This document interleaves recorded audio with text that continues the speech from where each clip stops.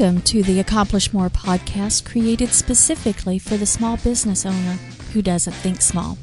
I'm your host, Gayla Scrivener. This show is where you'll learn practical ideas, hints, tips, and tricks to help you grow your small business where you can leverage your time and to accomplish more. Hello there, and welcome to episode number 42 of the Accomplish More podcast. I'm Gayla Scrivener, and I am so happy that you're here. Now, how's your New Year's going so far? I hope it's getting off to a great start. The new year usually brings about renewed motivation and excitement. I know I'm excited about the coming year, and we all think about how we can achieve success. In today's episode, I'm going to go over and talk about the one thing that holds us back from achieving success. There's mainly one thing that holds us back. But first, let's talk about what it means to be successful. Success. Let's think about that word. Now, that's a word that has many different definitions. The definition changes with every person. Everyone in their mind has a definition of what success means to them. Is your definition of success associated solely with all the money and possessions that you have? Do you feel less than adequate when you see others around you who seemingly are more successful than you are? Do you always feel like you're chasing that carrot that is dangling right in front of you, but you never quite grab a hold of it? So much of the time, people put pressure on themselves because they are measuring success solely on money and possessions. They are measuring themselves based on someone else's ruler or definition of what it means for them to be successful. They are afraid of what other people think of them. They make up stories in their mind of what they think other people think of them. They make up stories in their minds believing that they fall short of success. Do you do this? It's okay if you do, because I know I find myself doing it. Sometimes I get into a funk in my own mind and start worrying about what other people must think of me for living in an RV full time, or worry about what other people think because, on purpose, my husband and I travel for weeks at a time in our 1998 Jeep Wrangler with a rooftop tent, living out of the vehicle. Do they think I'm crazy? Do they think I'm homeless? Do they think I'm poor? My mind just races with all these thoughts of what everyone else is thinking, that I am not successful. This is totally wrong. It's a totally wrong way of thinking. I recognize it. I have to shake myself out of it in my poor little pity party in my head. Sometimes it takes a little coaching to get my mind on the right track. You see, we shouldn't be measuring ourselves up to other people's definition of success. There are many definitions of success. It's complicated because there are many components that make up what we may consider success. It's from career, family, finances, location, health, and just plain life experiences. Many different things. One of my favorite songs that my husband covers is Satisfied Mind. It was written a long time ago, I think about in the mid-50s. I believe it was written by Red Hayes and Jack Rhodes.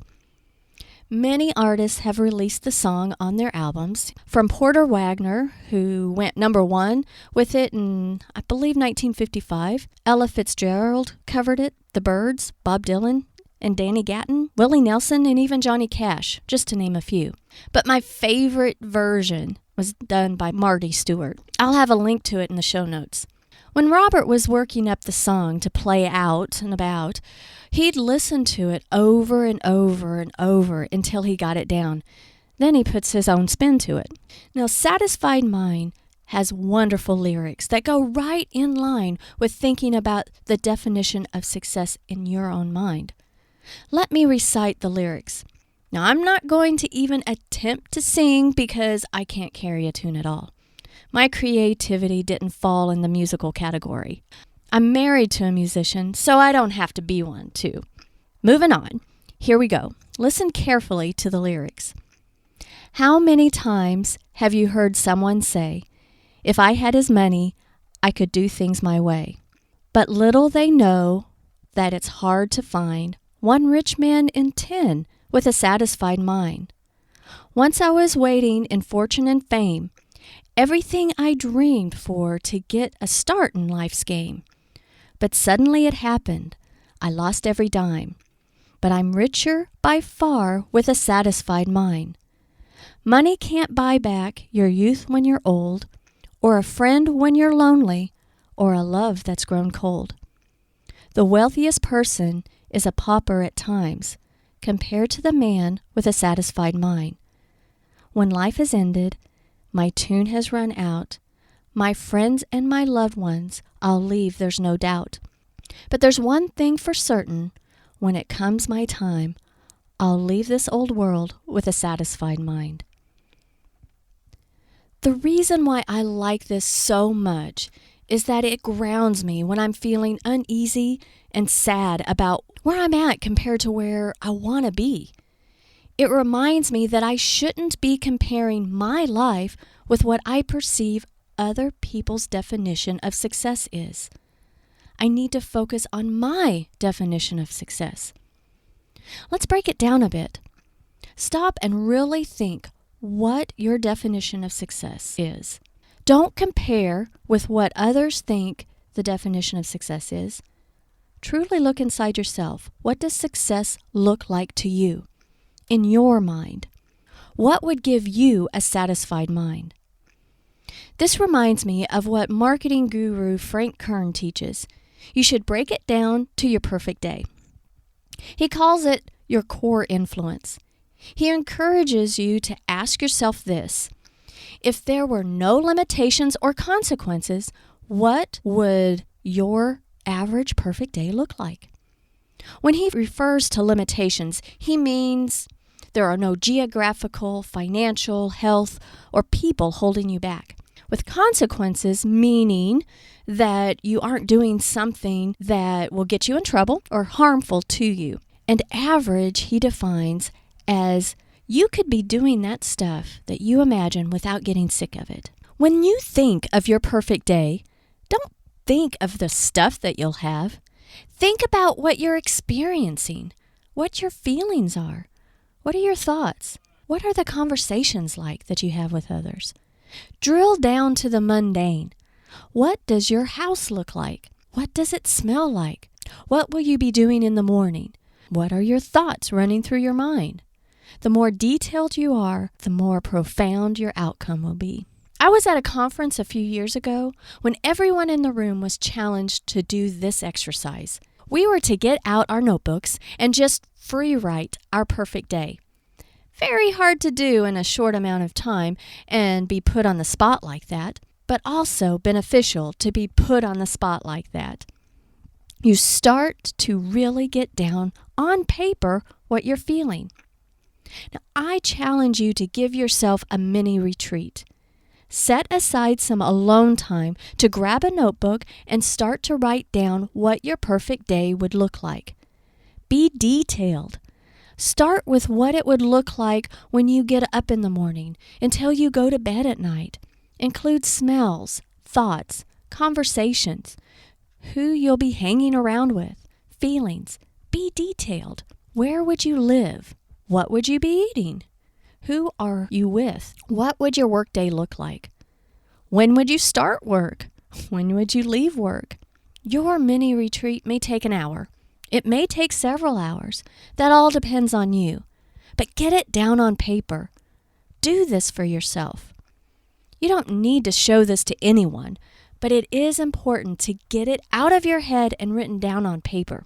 If you take the time to really analyze what success means to you, put pen to paper and actually write it out, your perspective begins to shift.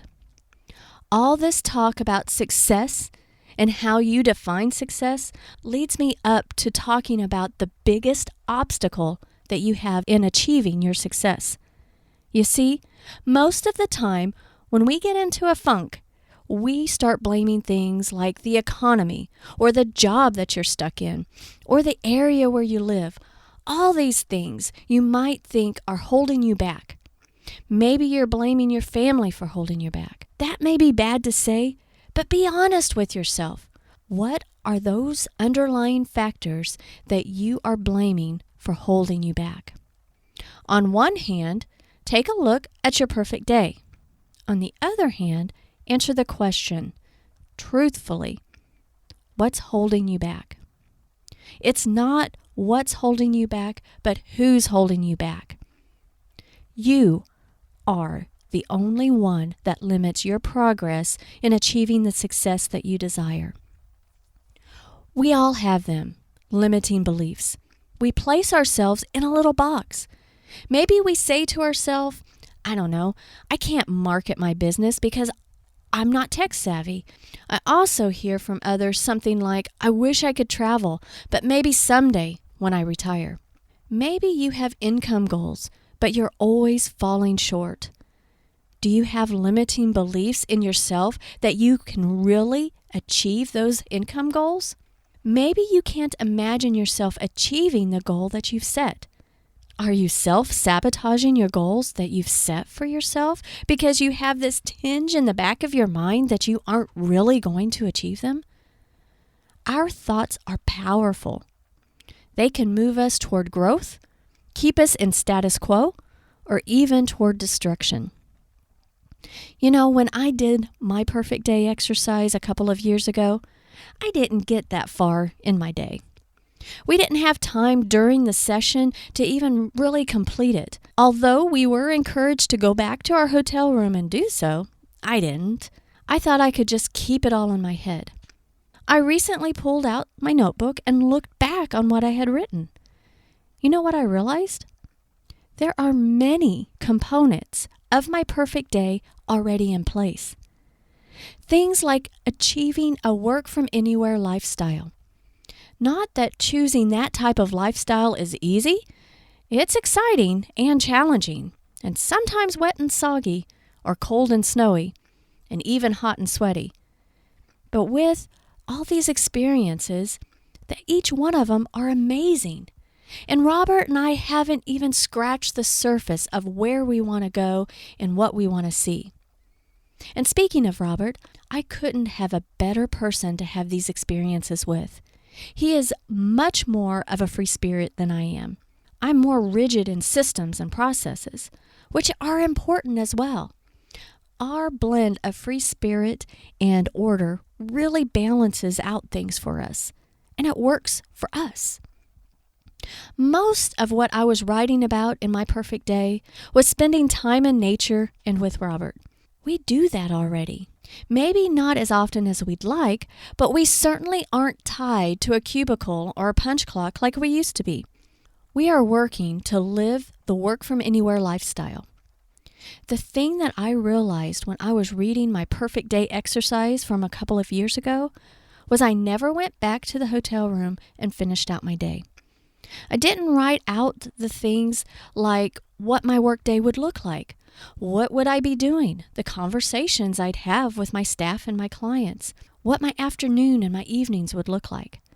I basically wrote down what my perfect morning would be like, and I didn't finish the exercise.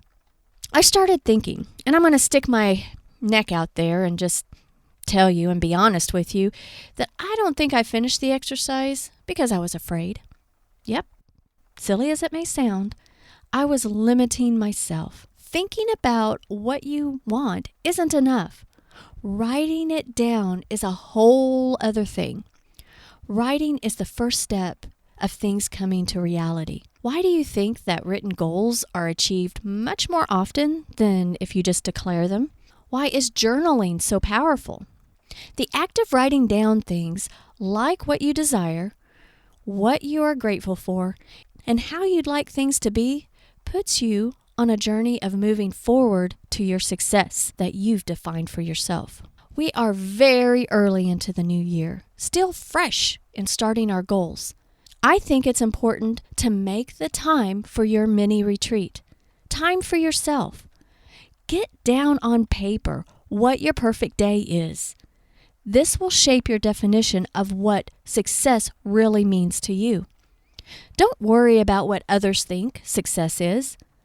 What does success mean to you? What is your perfect day? Write it out.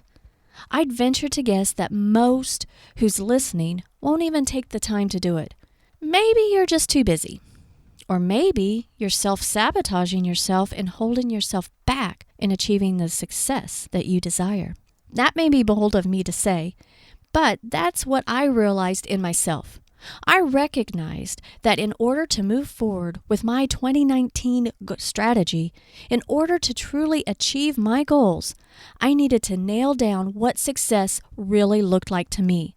Not to everyone else, but to me. I needed to stop listening to that little voice in my head that kept telling me that everyone thinks I'm crazy for wanting to live in a small space, to build a business to help people grow their businesses, yet have the freedom to do that work from anywhere I choose to have my front door. I want to be a nomad sometimes, and I want to stay put sometimes. Me being worried if I am measuring up to other people's definition of success is ridiculous. I have absolutely no idea what other people think of me. Truth be told, no one thinks about us more than we think about us. So I took the time and wrote out my perfect day. The whole day. Robert had just left to play a gig, and I wanted to have a little mini retreat with just me. Actually, the dogs were with me, but they aren't good conversationalists. So I could be alone with my thoughts and put pen to paper and write out my perfect day. My definition of success. My strategy for what I want to do with my business, how I want to market my business, what types of clients I'll take on, what networking I'll do, how I'll spend my time and focus. All is coming into focus as I write down my perfect day.